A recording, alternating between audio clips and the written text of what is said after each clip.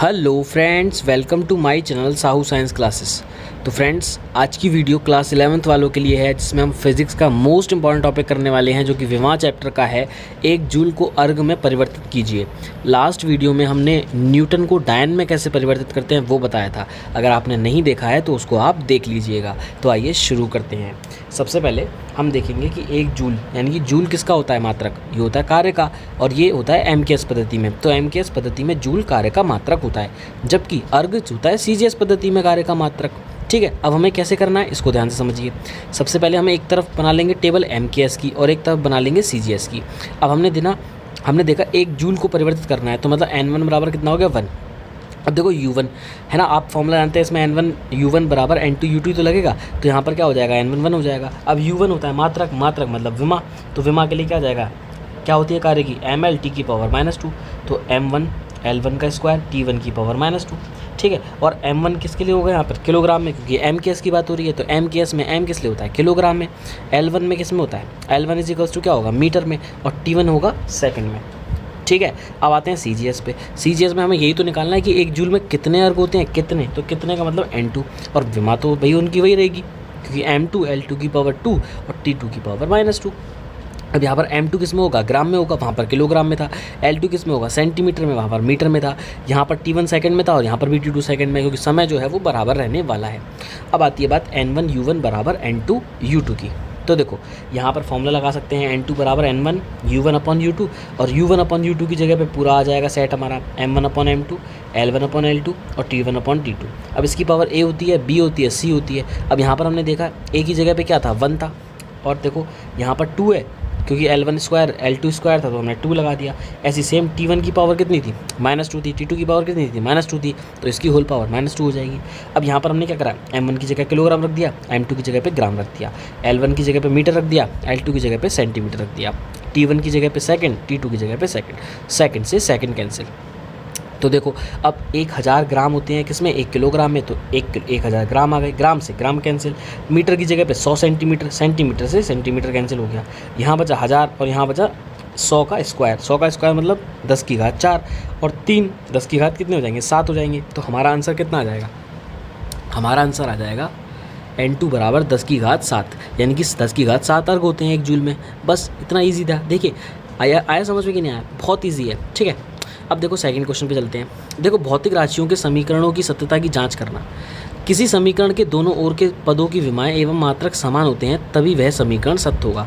तो हमें क्या करना है? हमको प्रूव करना है, हमें देखना है कि ये बराबर है या नहीं है। तो हमें एक फॉर्मूला दे दिया, t बराबर 2πl/g की सत्यता की जाँच करो।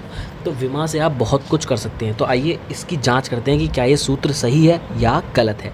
तो देखिए सबसे पहले मैं आपको लिख के बता देता हूँ क्या ले लिया मैंने। t इज इक्वल्स टू, देखिए दोस्तों हमने ले लिया t is equals to 2πl/g। ठीक है, क्या ले लिया? t is equals to 2πl/g ले लिया। अब देखिए ध्यान से, हम लेफ्ट हैंड साइड लेंगे। अब लेफ्ट हैंड साइड में t है, t की विमा क्या होगी? t होगी।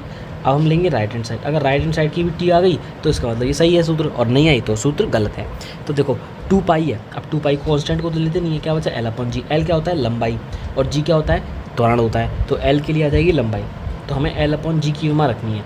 तो l की जगह पे आ गया l, ठीक है, और g की जगह पे आ गया l t की पावर -2 आ गया। l से l कैंसिल, t की पावर -2 ऊपर जाएगी तो क्या हो जाएगी? t की पावर 2 हो जाएगी। अब ये राइट हैंड साइड t की पावर 2 आई है, लेफ्ट हैंड साइड t आई है, तो क्या ये दोनों बराबर हैं? जी नहीं, ये दोनों बराबर नहीं है। जब ये दोनों बराबर नहीं है तो हम कह सकते हैं फॉर्मूला गलत है। और आपको पता होगा फॉर्मूला होता क्या है?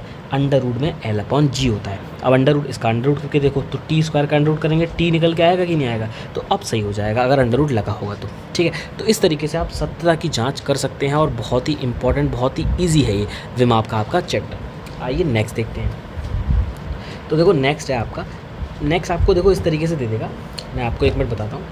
आपका जो क्वेश्चन है वो इस तरीके से आएगा और आपको सूत्र बनाने के लिए आएगा। क्या करने के लिए आएगा? सूत्र बनाने के लिए। तो देखो, किसी वृत्तीय कक्षा में घूम रहे कण पर अभिकेंद्रीय बल F, कण के द्रव्यमान m, वृत्त के त्रिज्या r एवं कक्षा की चाल v पर निर्भर करता है।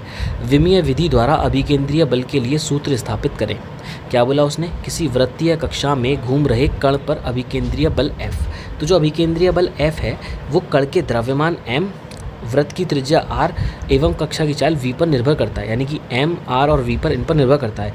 अब विमीय विधि द्वारा अभिकेंद्रीय बल के लिए सूत्र स्थापित करो। तो देखो, आपने अभी देखा कि जो F है वो m पर, r पर और v पर डिपेंड कर रहा है, ठीक है, इस पर निर्भर कर रहा है। तो हम फॉर्मूला कैसे ड्राइव करेंगे इसको देखिए, मतलब आपको सिर्फ ये निर्भरता बता रखी है और आपको इन्हीं के बीच रिलेशन निकालना है। देखो कैसे आएगा वो देखिए। हमें सबसे पहले अनुक्रमानुपाती हटाना है और इक्वल लगाना है और एक कांस्टेंट ले लिया k और ये हो जाएगा mrv। अब इसकी पावर मान ली a, इसकी पावर मान ली b, इसकी पावर मान ली c। अब हमें नहीं पता ना कि m की पावर कितनी हो सकती है, कितना गुना हो सकता है वो, ठीक है। तो m की पावर a, r की पावर b और v की पावर c।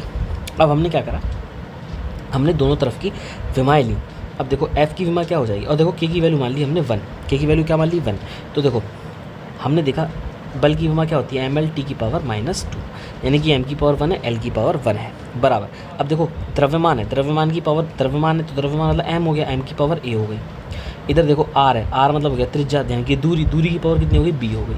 अब v है, वेग, वेग की पावर कितनी हो जाएगी, l t की पावर -1 और इसकी पावर हो जाएगी c, होल पावर कितनी हो जाएगी, c हो जाएगी।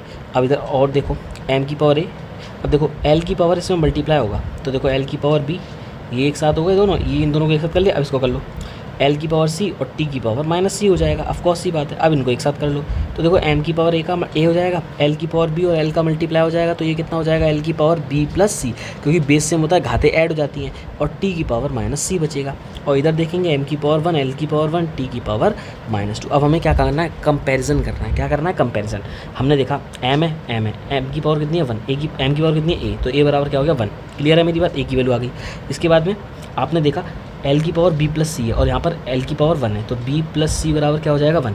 t की पावर -c है और यहाँ पर t की पावर कितनी है -2 है, तो -c बराबर हो जाएगा -2, यानी कि माइनस से माइनस कैंसिल, c बराबर कितना हो गया 2 हो गया, c बराबर कितना हो गया 2।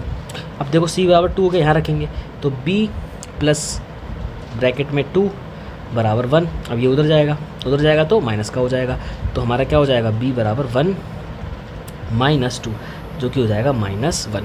तो देखो b की वैल्यू -1 आ गई, a की वैल्यू 1 आ गई और c की वैल्यू 2 आ गई। अब इनको रख देंगे किसमें, इसको इसमें रख देंगे।